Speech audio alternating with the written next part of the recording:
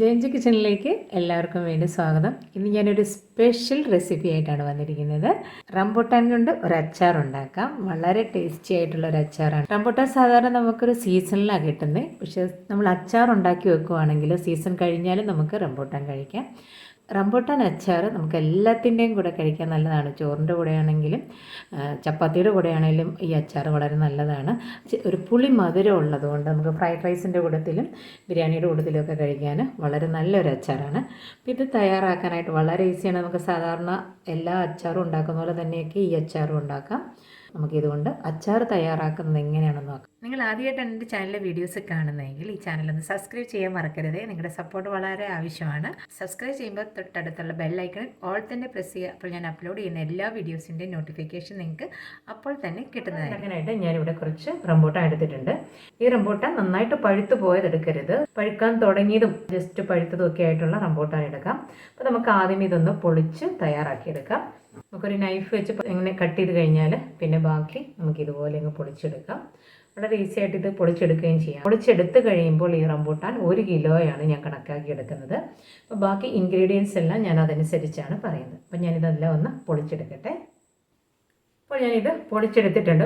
ഇനി അതിന് വേണ്ട ബാക്കി ചേരുവകൾ നോക്കാം. പിന്നെ ഇതിന് ചേർക്കാനായിട്ട് ഞാൻ കുറച്ച് വെളുത്തുള്ളി ഇഞ്ചിയൊക്കെ എടുത്തിട്ടുണ്ട്.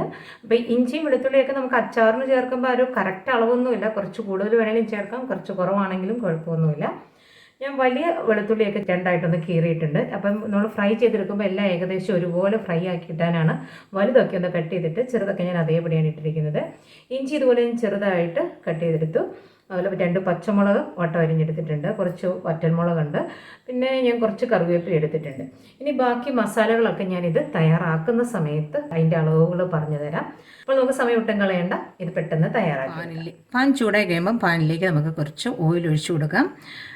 ഓയിൽ നമുക്കിഷ്ടമുള്ള ഓയിൽ ചേർക്കാം. നല്ലെണ്ണയോ വെളിച്ചെണ്ണയോ അല്ലെങ്കിൽ മറ്റേതെങ്കിലും എണ്ണയാണ് നമ്മൾ ഉപയോഗിക്കുന്നതെങ്കിൽ ചേർക്കുക. അച്ചാറിന് കൂടുതൽ നമ്മുടെ നാട്ടിൽ എല്ലാവരും ഉപയോഗിക്കുന്നത് നല്ലെണ്ണയാണ്. പക്ഷേ ഞാൻ തയ്യാറാക്കുന്നത് കടുകെണ്ണയിലാണ്.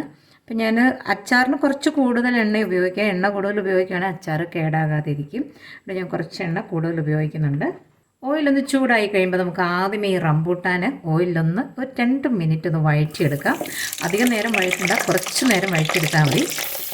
അല്ലെങ്കിൽ ഇതൊന്ന് വഴറ്റി കോരി എടുത്തതിന് ശേഷം ബാക്കി ഇൻഗ്രീഡിയൻസ് എല്ലാം നമുക്ക് എണ്ണയിലൊന്ന് വഴറ്റിയെടുക്കാം. 2 മിനിറ്റ് ഫുൾ ഫ്ലെയിമിലിട്ട് പെട്ടെന്നൊന്ന് വഴറ്റിയെടുത്താൽ മതി. ഇത് 2 മിനിറ്റ് വഴന്നിട്ടുണ്ട്. ഇനി നമുക്ക് എണ്ണയിൽ നിന്ന് ഇത് കോരിയെടുക്കാം.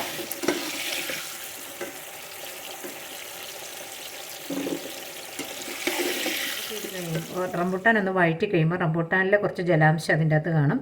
ആ എണ്ണയാണ് നമ്മൾ ഉപയോഗിക്കുന്നതെങ്കിൽ ആ ജലാംശം വറ്റിച്ചതിന് ശേഷമേ നമ്മളിതിലേക്ക് ബാക്കി എല്ലാം ചേർക്കാവുള്ളൂ. ഓയിൽ ചൂടായി കഴിയുമ്പോൾ നമുക്കിതിലേക്ക് 1/2 ടീസ്പൂൺ ഉലുവ ചേർത്ത് കൊടുക്കാം. ഉലുവ ഒന്ന് പൊട്ടി വരുമ്പോഴത്തേന് നമുക്കിതിലേക്ക് 1 ടീസ്പൂൺ കടുകും കൂടെ ചേർത്ത് കൊടുക്കാം.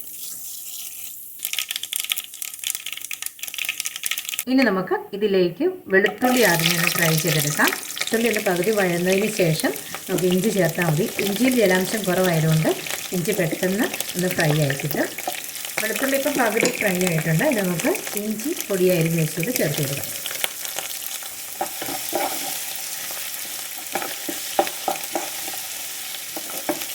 ഈ കൂടെ തന്നെ നമുക്ക് പച്ചമുളക് ചേർത്ത് കൊടുക്കാം.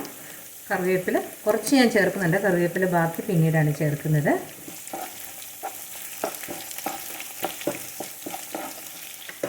ഇഞ്ചിയും പച്ചമുളകും ഇപ്പോൾ ഒരുവിധം ഫ്രൈ ആയിട്ടുണ്ട്. ഇനി നമുക്കിതിലേക്ക് കുറച്ച് ഉണക്കമുളകും കൂടെ ചേർത്ത് കൊടുക്കാം. ഉണക്കമുളക് പെട്ടെന്ന് ഫ്രൈ ആവും, അതുകൊണ്ടാണ് ഏറ്റവും ലാസ്റ്റ് ചേർക്കും. വെളുത്തുള്ളി ഇഞ്ചിയൊക്കെ കുറച്ചുകൂടെ നേരത്തെ നമ്മൾ ചേർക്കും. അപ്പോൾ ഇതെല്ലാം ഒന്ന് നന്നായിട്ട് ഫ്രൈ ആയിട്ടുണ്ട്. നമുക്കിതിലേക്ക് മഞ്ഞൾപ്പൊടി ചേർത്ത് കൊടുക്കാം. മഞ്ഞൾപ്പൊടി നമ്മൾ അച്ചാറിലേക്ക് കൂടുതൽ ചേർക്കുന്നതാണ്. ഞാനിപ്പോൾ ഇവിടെ 3/4 ടീസ്പൂൺ മഞ്ഞൾപ്പൊടി ചേർക്കുന്നുണ്ട്. മഞ്ഞൾ നമ്മൾ കുറച്ച് കൂടുതൽ ചേർക്കുവാണെങ്കിൽ അച്ചാർ കേടാകാതിരിക്കും. അച്ചാർ കേടാകാതിരിക്കാൻ കൂടുതൽ ചേർക്കേണ്ടത് എണ്ണയും മഞ്ഞളുമാണ്. നമുക്ക് പൊടികളൊക്കെ ചേർക്കാൻ തുടങ്ങുമ്പോഴത്തേനും ഫ്ലെയിം കുറച്ച് വെക്കാം. മഞ്ഞളുള്ള അച്ചാറിനാണെങ്കിലും കറികളിലാണെങ്കിലും ആദ്യമേ മഞ്ഞളൊന്ന് കുറച്ചൊന്ന് ഫ്രൈ ആയതിന് ശേഷമേ ബാക്കി പൗഡറുകളൊക്കെ ചേർത്ത് കൊടുക്കാം. പച്ചമുളകും വറ്റൽമുളകും ഉപയോഗിച്ചിട്ടുണ്ട്. അതുകൊണ്ട് മുളക് പൊടി കുറച്ച് മതി. ഞാനിവിടെ ഉപയോഗിക്കുന്ന മുളക് പൊടി കാശ്മീരി മുളകും സാദാ മുളകും കൂടെ പകുതി എടുത്ത് പൊടിച്ച് വെച്ചിരിക്കുന്നതാണ്. ഞാനൊരു 4 ടേബിൾ സ്പൂൺ മുളക് പൊടിയാണ് ഉപയോഗിക്കുന്നത്. അപ്പോൾ അത് നമ്മുടെ എരിവിനനുസരിച്ച് ചേർത്ത് കൊടുക്കാം. ഫ്ലെയിം നന്നായിട്ട് കുറച്ച് വെച്ചിട്ട് പൊടികളൊക്കെ ചേർക്കാവൂ. ഉലുവ ഞാൻ കുറച്ച് വറുത്തിട്ടുണ്ട്, എങ്കിലും ഉലുവപ്പൊടി ഞാനൊരു 1/2 ടീസ്പൂൺ ചേർക്കുകയാണ്. കായം ഞാൻ 1 ടീസ്പൂൺ ചേർക്കുന്നുണ്ട്. കായം ടേസ്റ്റ് അനുസരിച്ച് ചേർത്ത് കൊടുക്കാം. നമുക്കിതെല്ലാം കൂടെ ഒന്ന് വഴറ്റിയെടുക്കാം. ഫ്ലെയിം നന്നായിട്ട് കുറച്ച് വെക്കുക. പൊടികളെല്ലാം ചേർത്ത് കഴിഞ്ഞാൽ പിന്നെ ചെറു തീയിൽ മാത്രമേ ഇത് വഴറ്റിയെടുക്കാവുള്ളൂ.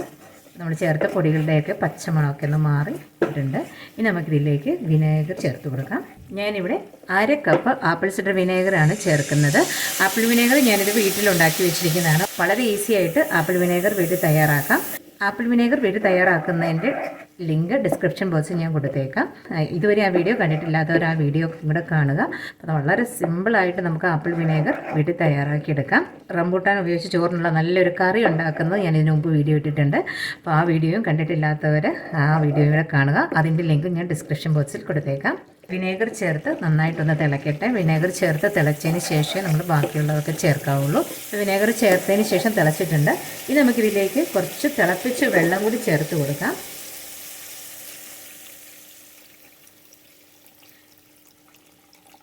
രണ്ട് കപ്പ് വെള്ളം ചേർത്തിട്ടുണ്ട്. പക്ഷേ വെള്ളം കുറുകി വന്നതിന് ശേഷമാണ് ഞാൻ റംബൂട്ടാൻ ചേർക്കുന്നത്. റംബൂട്ടാൻ നമ്മൾ വഴറ്റിയെടുത്തതാണ്, അതുകൊണ്ട് പിന്നെ അധികം വേവാനില്ല.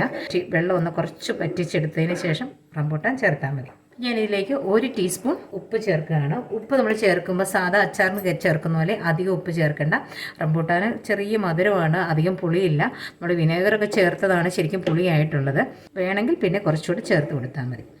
ഇനി ഞാൻ ഇതിലേക്ക് ഒരു 2 ടീസ്പൂൺ പഞ്ചസാര കൂടി ചേർക്കുകയാണ്. പുളിയും മധുരവും എല്ലാം കൂടെ കൂടി ഒരു ടേസ്റ്റാണ് റംബൂട്ടാൻ അച്ചാറിന്.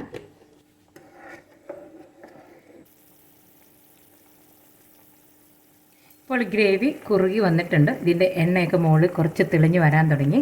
അങ്ങനെ ഗ്രേവി കുറുകി കഴിഞ്ഞാൽ നമുക്കിതിലേക്ക് വഴറ്റി വെച്ചിരിക്കുന്ന റംബൂട്ടാൻ ചേർത്ത് കൊടുക്കാം.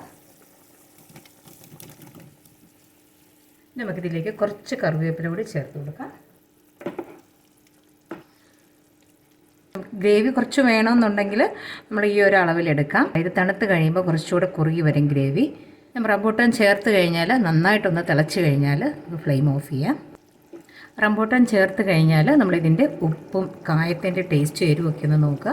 അപ്പോൾ എല്ലാം പാകത്തിനാണെങ്കിൽ നമുക്ക് ഫ്ലെയിം ഓഫ് ചെയ്യാം.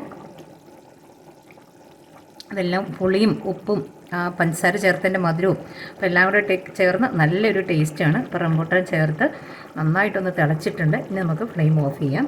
കാരണം ഇത് ഇനി കൂടുതൽ വേകാനില്ല, നമ്മൾ ആദ്യമേ വഴറ്റിയെടുത്തതാണ്. അപ്പോൾ വളരെ ഈസി ആയിട്ട് നല്ല ടേസ്റ്റുള്ള ഒരു അച്ചാർ തയ്യാറാക്കാം. ഇപ്പോഴാണെങ്കിൽ റംബൂട്ടാൻ്റെ സീസണാണ്. റംബൂട്ടാൻ എല്ലായിടത്തും ഇപ്പം ധാരാളം ലഭിക്കുന്നുണ്ട്. ഒരു തവണയെങ്കിലും ഇതുപോലെ ഉണ്ടാക്കി നോക്കുക. പിന്നെ നിങ്ങൾ എല്ലാ വർഷവും മുടങ്ങാതെ റംബൂട്ടാൻ അച്ചാർ തയ്യാറാക്കുന്നതായിരിക്കും. വളരെ ടേസ്റ്റുള്ള ഒരു അച്ചാർ കേട്ടോ. അപ്പോൾ നമ്മൾ ഈ അച്ചാർ തയ്യാറാക്കി കഴിഞ്ഞാൽ ഒരു നല്ല ടേസ്റ്റ് കിട്ടണമെങ്കിൽ ഒരു 3 ദിവസം കഴിഞ്ഞ് ഉപയോഗിക്കുന്നതാണ് നല്ലത്. എല്ലാവരും തയ്യാറാക്കി നോക്കുക. നിങ്ങൾക്ക് ഈ വീഡിയോ ഇഷ്ടമായി ഞാൻ പ്രതീക്ഷിക്കുന്നു. ഈ വീഡിയോ ഇഷ്ടമായി ലൈക്ക് ചെയ്യാനും ഷെയർ ചെയ്യാനും മറക്കരുത്. അടുത്തൊരു വീഡിയോയുമായി ഉടനെ കാണാം. താങ്ക്